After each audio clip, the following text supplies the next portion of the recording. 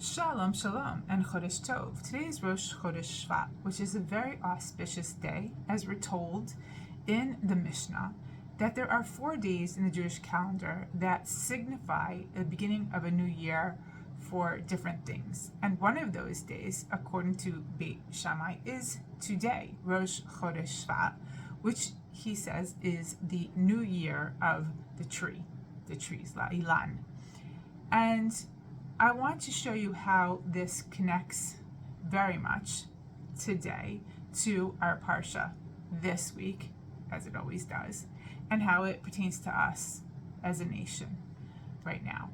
So, as we remember, the Jews were enslaved in Egypt, and Moshe was to be the savior, and he already went to Paro in last week's Parsha to tell him to let the people go to serve God in the desert, to which Paro refused and made the work much more difficult.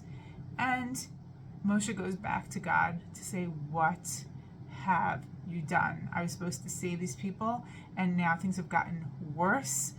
And we have the continuation now of the story in Parshat Va'era, where God tells Moshe, but now you will see the miracles and the wonders and the promise, the fruition of the promise that I made to the forefathers come true. And he's supposed to go back to the people and tell them this. And Moshe, of course, is hesitant because he just had a really bad experience before. But he goes to them and he tells them all about this great promise from God. And the nation couldn't listen, it says, because of kotzer ruach and avodah kasha, because they were shortness of breath and the difficulties in their work. They were so broken as a people that they couldn't even hear anything having to do with better times, redemption, and anything good. They just couldn't even hear it, it says. Now, this is the utter and complete breaking of the nation, because not only could they not speak, they couldn't even hear. They couldn't even hear anything positive. They were so broken. And it's at this point exactly where God says everything is going to turn around, and it's that point exactly that everything did turn around. This is exactly like the beginning of the new year for the tree, when a seed is planted and there's this germination of the seed. There's a time, right, that the seed is underground. It breaks apart. There's a long period of dormancy where it seems like nothing's happening. It's just buried and dark and gloomy, and you don't think that there's any signs of life that can possibly come from it.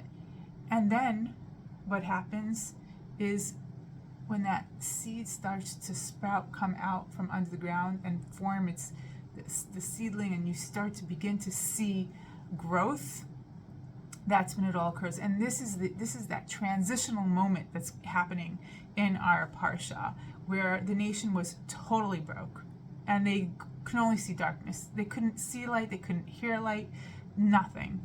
And that was the moment where everything was going to turn around, and this tree that's going to start from this broken nation is going to grow into the great nation of Israel and produce fruits that should sustain the whole entire world, because we're supposed to be God's people, giving the goodness, sharing the goodness of the bounty that God gives to us with the rest of the world.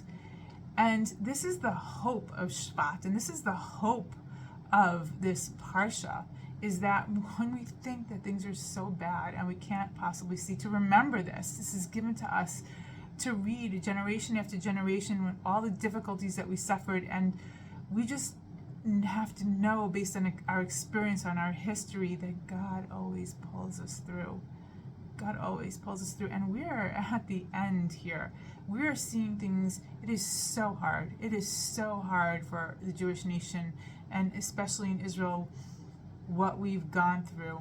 And we don't see somehow with this, what happened on October 7th, and with the war and that's going on now and the possibility of war at Lebanon and everywhere else, that this octopus has got its tentacles.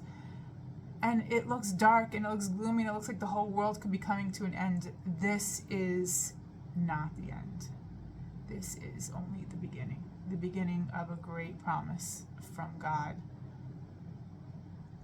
And we just have to hold on to that belief and know that, and let that light be the nutrients for the growth and the promise of the fruition of what God says into amazing things to come. I believe it will happen. And with that, I wish you a very, very good Chodesh Tov and Shabbat Shalom.